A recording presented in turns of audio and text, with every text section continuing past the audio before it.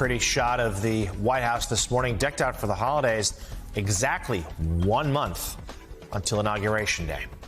Earlier this week, China's foreign minister expressed a desire to work with the incoming Trump administration, saying he hoped the two countries would work together in a, quote, mutually beneficial manner to remove disruptions and overcome obstacles. The comments put a spotlight on what may be the most consequential diplomatic relationship of Trump's second term.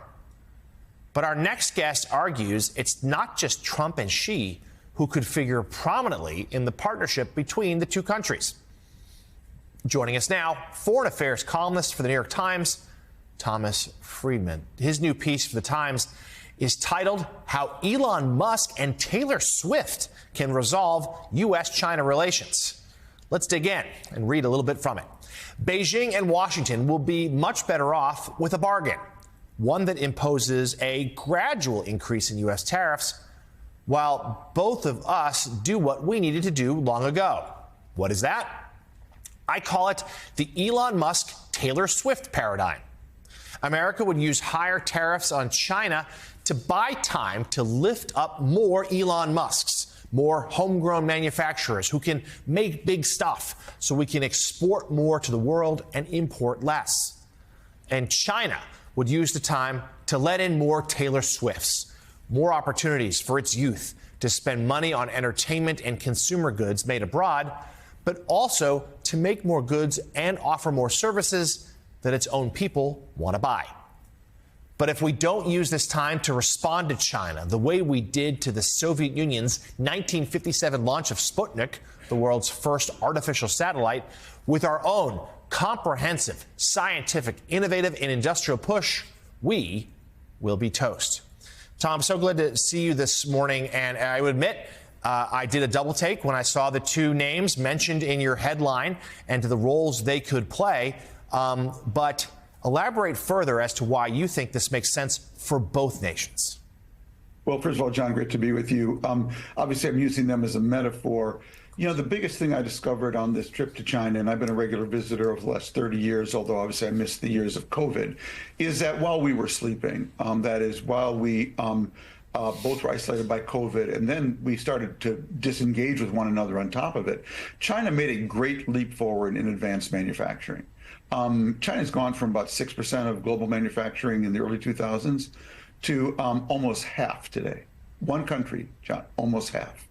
And it's across a broad front. And so basically what I was arguing is that we need to get back to, if we're going to have tariffs on China, tariffs are just there to buy time. They have to buy time for something. They buy time for us to basically make our own great leap forward in advanced manufacturing again. We need more people like Elon Musk, not the Elon Musk you were talking about earlier in this hour. I agree with every word Chris Matthews said, but we need people who can make big stuff, bend metal, okay, satellites, internet systems, cars, and we don't have enough of those. Meanwhile, China, I said, if I were drawing a stick figure, a cartoon of China, it's a country with the upper body of Popeye. He's still eating spinach. That's its advanced export manufacturing side. But it's got stick legs because there's very little domestic consumption, in part because the whole economy is geared for exports, and in part because the creative juices have not been unleashed there for domestic consumption. So they need more Taylor Swifts. They need more of their own creative talent. They need letting in more creative talent. So the young people can, girls just want to have fun. So do Chinese, and they're not getting those opportunities.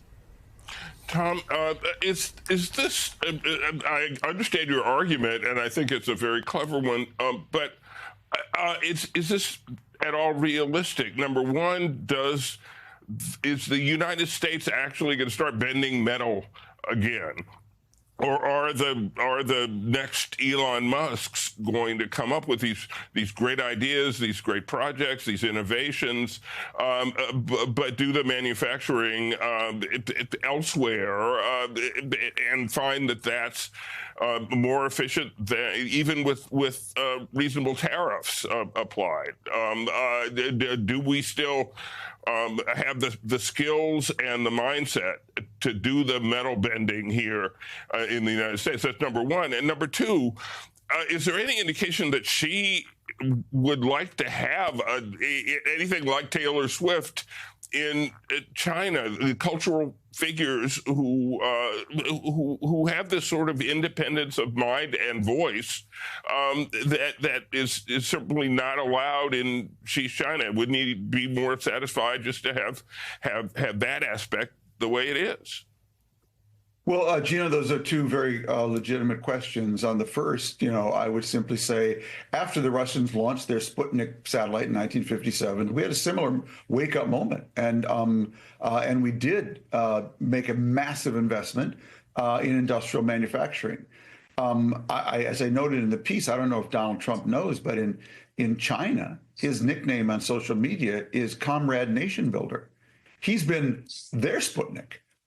He woke them up that they better not only make more stuff, but make more stuff that doesn't depend on the United States. Okay, that's number one. On your point on Taylor Swift and creativity in China and allowing in those things, Gene, you're absolutely right. That's not the inclination or direction of the Chinese leader right now. And although, like, her record when it was released to streaming there was wildly popular, and there is some talk about her giving concerts there. But I tell you, they will have real problems if they don't. Their young people feel choked.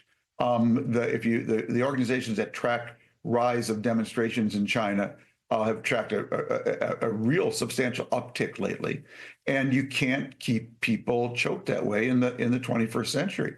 So this is a key moment. You can love China, you can hate China, and many days I do both. But this is a serious country when it comes to making stuff. And while we busied ourselves basically manufacturing polarization and commenting on politics, they have taken a great leap forward and really focused on manufacturing. And we got to get focused. And again, it goes back to your previous segment. Look at some of the people we're appointing to key positions in science, in technology in this country. We're just not serious. And Trump will find them. They are not. They want a deal. They don't want to fight here for sure. But they won't be pushovers. They are a different country than Donald Trump dealt with 8 years ago. Tom, I'm curious. As you look at, I get that tariffs provide space for a pause to allow us to try to catch up.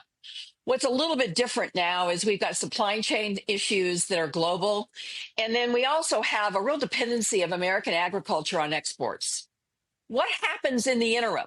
What happens to the economies, the economy here in our country, if we get into a tariff war that, yes, gives us a pause, but what kind of damage is done during that interim to our overall economy?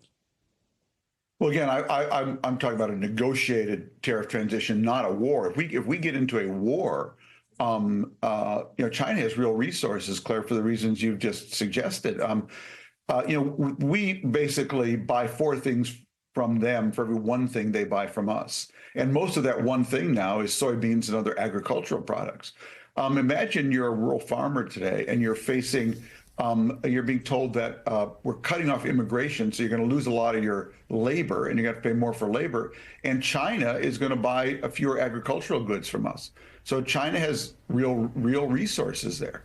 And on the manufacturing side, it was real levers there on the manufacturing side as well.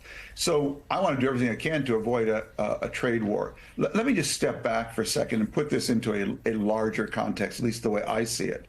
I think, President Trump invited President Xi to his inauguration, and people laughed and it was funny, and it was obviously meant more tongue-in-cheek than anything else. I don't think it was actually a bad idea.